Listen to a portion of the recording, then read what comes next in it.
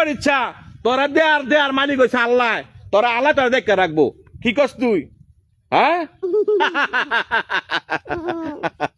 সবাই দোয়া করেন হ্যাঁ লাগিয়া যাতে আল্লাহ হ্যারে মানুষের মতো মানুষ করে, তবে হ্যাঁ হাফেজ বানামু, হ্যাঁ কোরআনে হাফেজ বানামু, যাতে আমি মরলে আমার জানাজা ফরাইতে হের জানাজা যাতে না ফরায়।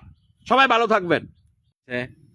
কাজ সহ্য হইব ইমন একটা ছেলে থুইয়া হ্যাঁ গিয়া বলে ফরকিয়া করে, ফরকিয়া কইরা আরেক বেড়া লইয়া গেছে গা। কন এই ছেলের আমি কি বুঝ দিমু? আপনারা কন ইমন একটা ফোলা থুইয়া গিয়া আরেক বেড়া গিয়া লইয়া গিয়া করা কোন দরকার আছে? ভালোবাসার গল্প তো এইটাই কই আর কি। এই সব দুঃখের কথা কার লাগে কমু? হ্যাঁ ইমন একটা যে কাজটা যে করলো, এই যে একটা ছেলে এই যে একটা হাসি দিয়ে রইলো, কারতে কষ্ট না লাগবো? এতই ভালোবাসা পরকিয়া যে এত বাড়া বাড়ছে বর্তমানে সমাজের মধ্যে, যেটা বাসা প্রকাশ করার মতো না। এত পরকিয়া ইমন একটা ছেলে থুইয়া গেছে গা। কন আমি হ্যাঁ কি বুঝ দিমু? হ্যার মা কই গেছে, হ্যাঁ কি বুঝবো? হ্যাঁ তো সারাক্ষণ লাগা খালি কয় মা মা মা মা।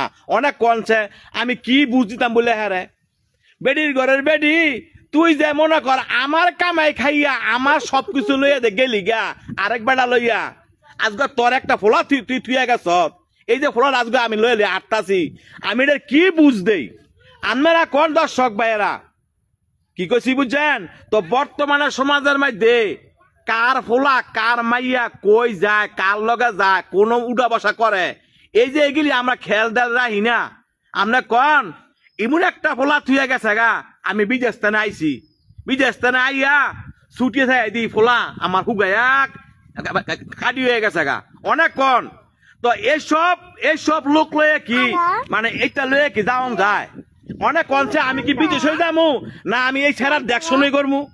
অনেক কনছে এই যে ছেড়াটা থুয়ে গেছে গা, এর বিচার কি আল্লাহ করতো না? করবো নি?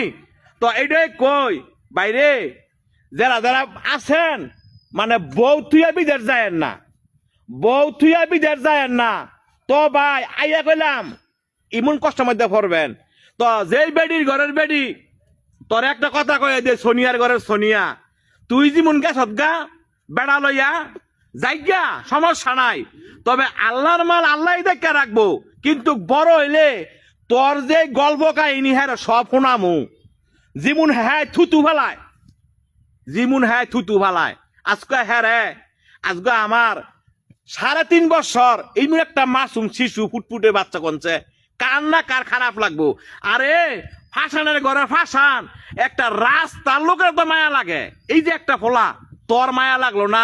তোর লাগিয়ে এত আসিল ভালোবাসাটা, এইটাই তোর বেশি আসিল।